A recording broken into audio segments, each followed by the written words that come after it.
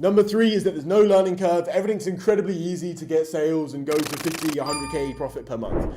Like, no, obviously that's not right. But yeah, some people do DM me and expect to get 50K second month. Like, no, if you want to get 50K second month, you have to go incredibly hard. It's possible, but I mean, you have to go incredibly hard and also luck has to be on your side. Like, I don't want you guys to have delusional things. Like, you got to be a little bit delusional when you're an entrepreneur. Like, you got to be a little bit delusional that shit's just going to work out. But making crazy numbers with Etsy or literally any business model out there is just unrealistic. Also, there is a steep learning curve later on in the game because to get to those really big numbers, you have to really push. You have to really work hard. And it is genuinely very difficult.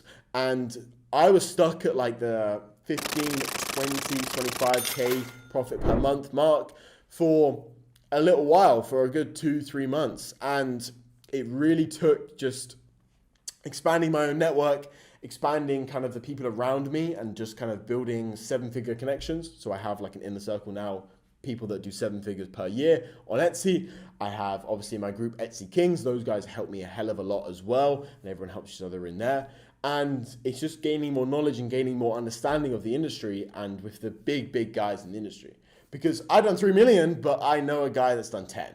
So that's the people that are really going to help me and are really obviously going to help my members around me and my partners around me. So that's one thing that I realized, and that's one thing that I kind of fucked up on with a while. It's like I just didn't really want help from anyone else.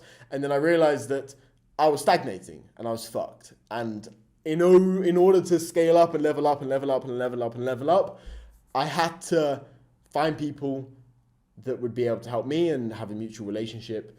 I had to get more education, get more help, and yeah, like you have to do that at a certain point. It's the same thing with every business out there.